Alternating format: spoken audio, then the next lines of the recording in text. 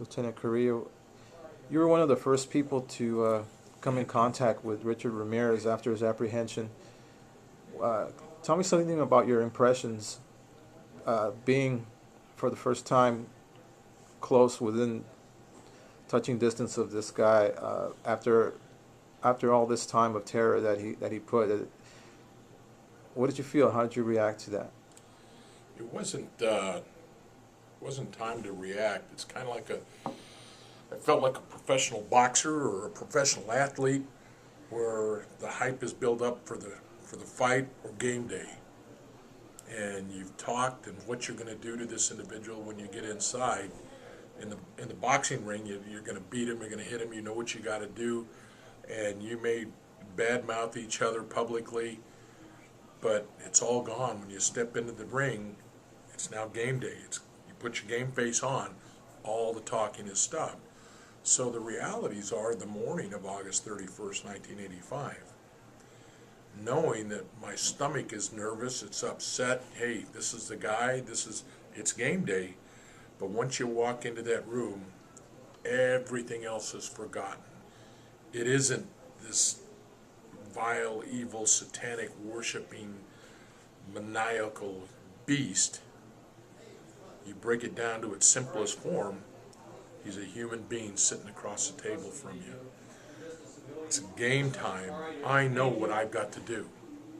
My job is to get him to open up, to get him to talk. Divorce myself and any personal feelings I have. Throw them all out the door. Forget about what those victims suffered. My job is to have an infinite amount of understanding. Not condoning, understanding that he did it for a reason. He was driven by some reason. Just understand it. I don't condone it. And then listening. Be able to ask him questions, but more important, the questions, being able to listen to what he has to say.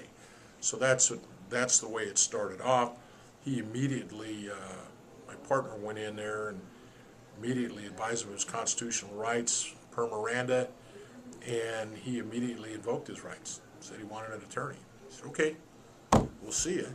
Closed our notebooks. We said, got nothing more to say. We started to get up and walk out. And he said, well, wait a minute, what's going to happen now? And he started asking us questions. Well, we can't ask you questions about this. And, you want to talk to us? And he said, yeah, he wanted to talk to us.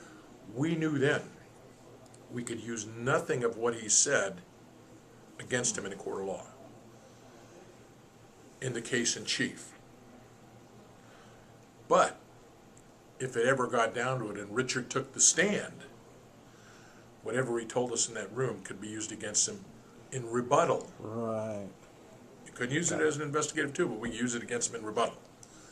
So we started talking to him, and we talked to him, and Richard talked in the third person that time. Uh-huh. He would sit there and say, well, the Night Stalker would have done this, or the Night Stalker may have done this, the Stalker, he did this. And I established a rapport with him rather than my partner because of the cultural Yes. similarities. The connections, yeah. And so when I started talking to him, like he was a human. And I started talking like if he was from the streets. And I understood he was from the streets. You're from a barrio, I'm from a barrio. Right. So we established this rapport and we started going. And I said, why do you think the stalker let Maria Hernandez live? And it came out that because she looks strikingly like Richard's real sister. Ruth? Yeah, and I started talking to him about Ruth, and about his dad. And I asked him, I said, did your dad molest your sister? And he was getting very upset. He was getting agitated. All the time, my questions, being probative, some light, some not, what I was doing was playing with him. I wanted to raise his anxiety level, see how high I could get it, bring it back down, so I knew where his comfort zone was. And at one point in time, where game face kind of fell off, it's like being in the ring, and all of a sudden, you know, you're winning, and then you get sucker punched. You never saw it coming. You get knocked down, knock the wind out of you. Well, at one point in time, when I started talking about his family and his sister and his dad, Richard literally was like this on the table, and he started hyperventilating, and his arms started coming up. He was really getting angry, and for a millisecond, just for a millisecond, I'm saying to myself, holy shit, if this guy starts hovering and floating around this room, I'm out of here. You know, I can fight somebody, but I can't be fighting the devil if he's floating around. This thing came in the back of my mind, and I said, okay, Rich, tell you what, let's change the subject. I said, number one, are you hungry? Would you like something to eat? And he said, yeah. All this time, my partner was underneath the table. He was banging my leg, Mr. Salerno. Yeah. Now, Mr. Salerno was the guru. He was the big Goomba, well respected certainly by me and everybody else in the bureau. Sure.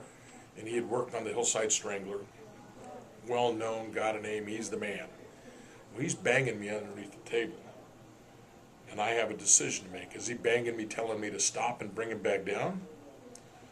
Or is he telling me, keep going, you got him? Because I knew I had control of him. Right. I said, if he's telling me to stop and I don't stop, I'm going to hear about this. Right. I said, if he's telling me keep going, I got him, I can bring him back up if I want. Yeah. But it's something we hadn't discussed. So I said, what do you say we get something to eat? You want something to eat? He said, yeah, I'd like that. Okay. I said, all right, we're going to take a break. What do you want? So we sent out for some food for him. What did he want, do you know? Hamburger and fries. Okay. And so we got him some food. And when we were walking out of the room, my partner asked me, why did you stop? God, I was banging you. You had him going. You had him eating out of your hand. I said, well, we never discussed it, and I didn't know what you were telling me. I said, I can get him back up. You know, I'm not concerned about that. You know, I can get him back up. And we established that rapport. That was day one. Okay. Yeah, that was day one. Wow. That's amazing.